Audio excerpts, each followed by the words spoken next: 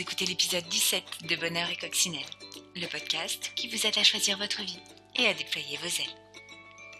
Je suis Sandra Morel-Bordenave, sophrologue et formatrice en entreprise. Et je souhaite partager ici avec vous mes découvertes, mes outils, mes trucs et astuces pour vous aider à reprendre la responsabilité de votre vie. Bonheur et Coccinelle est un podcast bimensuel, publié un vendredi sur deux. Vous pourrez retrouver toutes les notes de l'épisode sur le site www.bonheuretcoccinelle.com, rubrique le podcast. Et j'espère tout d'abord que vous avez passé d'excellentes vacances et que vous me revenez en pleine forme.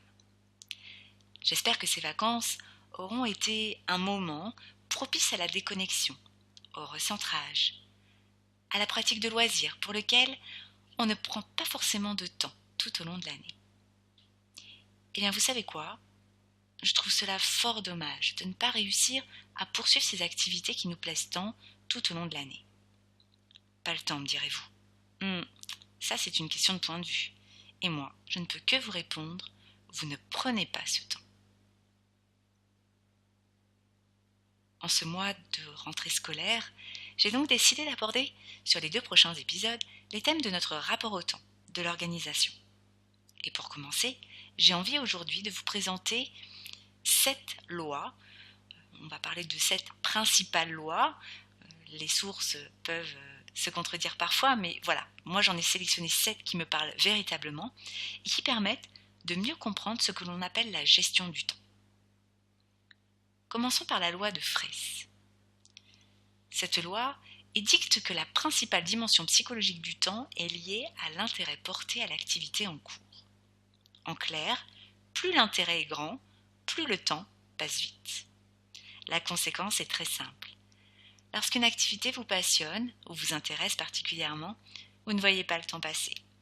Et vous avez donc tendance à y consacrer beaucoup plus de temps que nécessaire. Ensuite, vous n'avez plus assez de temps pour traiter vos autres tâches. Pour bien gérer son temps, il faut donc se fixer une durée pour réaliser chaque activité et la respecter. La loi de Laborie indique, elle, que chaque individu a une inclination naturelle à d'abord faire les choses qui lui font plaisir. Cette loi pourrait aussi s'appeler la loi du moindre effort. Il est évident qu'il est plus facile de faire ce que l'on aime que le contraire. Pour résister à cette tendance naturelle, il n'y a pas d'autre solution que de se faire violence.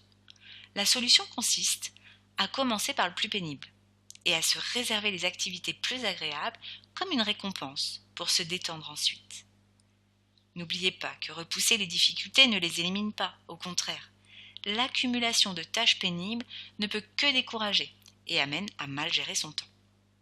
Si la tâche pénible demande peu de temps, le mieux est de la réaliser dès que possible. Si au contraire elle demande beaucoup de temps, alors je vous invite à la scinder en plusieurs sous-tâches, à les planifier, mais aussi à commencer la première sous-tâche assez vite. La loi de Taylor, quant à elle, explique que l'ordre dans lequel nous effectuons une série de tâches influe directement sur le temps qu'elles nous prennent. Certaines tâches demandent plus d'énergie que d'autres. Il est plus facile de les traiter lorsque l'on se sent plus en forme. C'est donc en fonction de votre propre rythme de travail, au cours de la journée, qu'il faut trouver le bon ordre pour les réaliser. Et là, je vous renvoie à toute ma série sur les chronotypes, de manière à pouvoir mettre en phase votre rythme de travail par rapport à votre rythme biologique. 4e loi, la loi de Murphy. Alors celle-là, elle est communément aussi appelée, et un peu vulgairement, la loi de l'emmerdement maximum. Pourquoi ? Parce que cette loi expose que tout ce qui peut mal tourner va mal tourner. Alors pour échapper à cette fatalité, évaluez toujours le temps qu'il faudra consacrer à l'exécution d'une tâche en y ajoutant une certaine durée pour l'imprévu. Cela dépend de l'expérience de chacun, mais en général, prévoir de l'ordre de 30% de durée supplémentaire vous permettra de respecter votre planification. Avis aux bricoleurs qui, finalement, découvrent au dernier moment qu'ils n'ont pas tous les outils dont ils ont besoin pour pouvoir réaliser leur travail. La loi de Pareto, peut-être la connaissez-vous d'ailleurs sous le nom de la règle des 20-80. Ce principe indique que 80% du temps passé à réaliser des tâches, s'il n'est pas correctement géré, n'apporte que 20% des résultats obtenus. A l'inverse, 80% des résultats souhaités peuvent être obtenus en utilisant seulement 20% d'un temps bien géré. Bien que le taux de 80-20 soit assez arbitraire, ils permettent de mettre l'accent sur les gains en efficacité qui peuvent être réalisés en appliquant une bonne gestion du temps. Rien qu'avec ce principe, vous pouvez déjà gagner beaucoup en qualité de vie. Si vous pouvez vous concentrer uniquement sur vos activités les plus importantes, les fameux 80%, vous êtes alors capable de récupérer du temps que vous pouvez utiliser pour développer vos projets ou tout simplement vous relaxer pour être encore plus efficace ensuite. La loi de Parkinson indique, quant à elle, que plus on a de temps pour faire quelque chose, plus on en prend effectivement sans que le résultat soit forcément meilleur.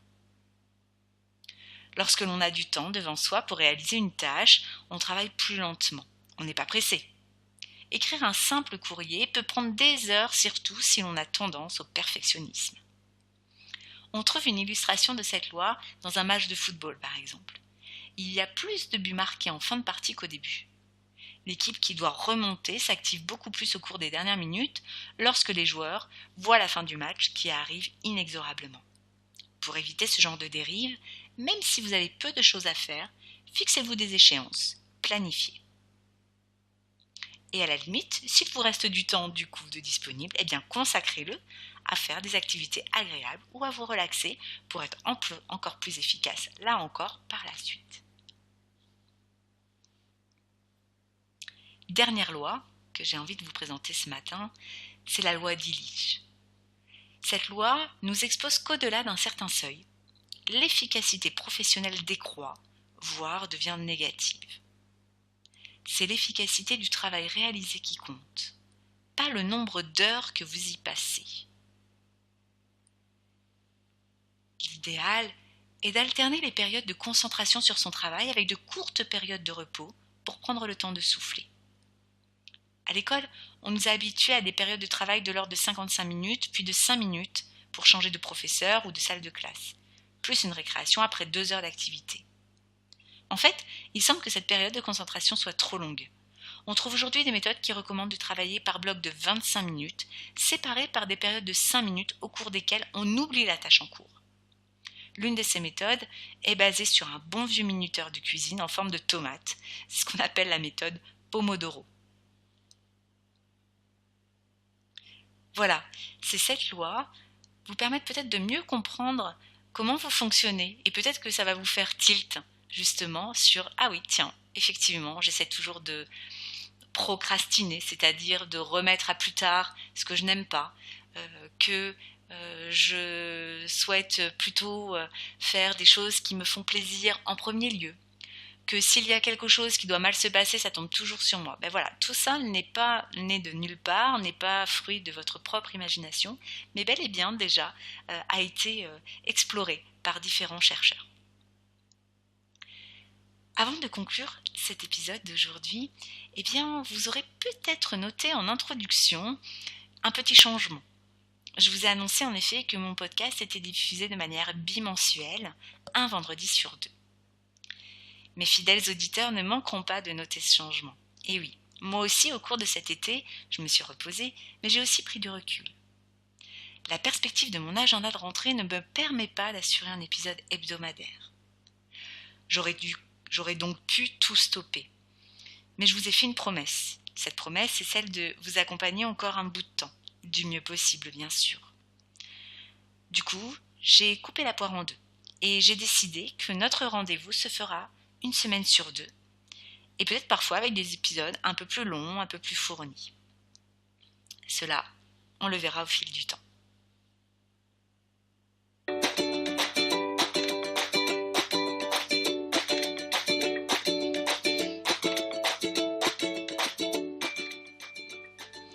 Alors cette semaine, je vous invite à faire un test sympathique rigolo pour se remettre en route, mais qui vous indiquera si vous êtes d'ores et déjà un pro de l'organisation ou bien si vous avez encore des progrès à faire.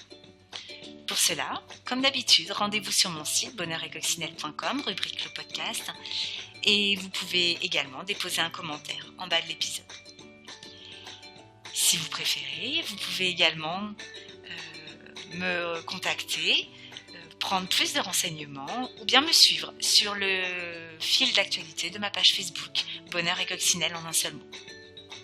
N'hésitez pas à partager ce podcast avec vos proches, vos amis, si vous pensez qu'il peut les intéresser ou leur être utile. Un grand merci pour votre fidélité en dépit de ces congés estivaux. Je vous souhaite une très belle rentrée, pleine de détente, de zénitude, d'organisation pour vous permettre de continuer à réaliser les activités qui vous plaisent tant. Et je vous donne donc rendez-vous dans 15 jours pour un nouvel épisode de Bonheur et Coccinelle.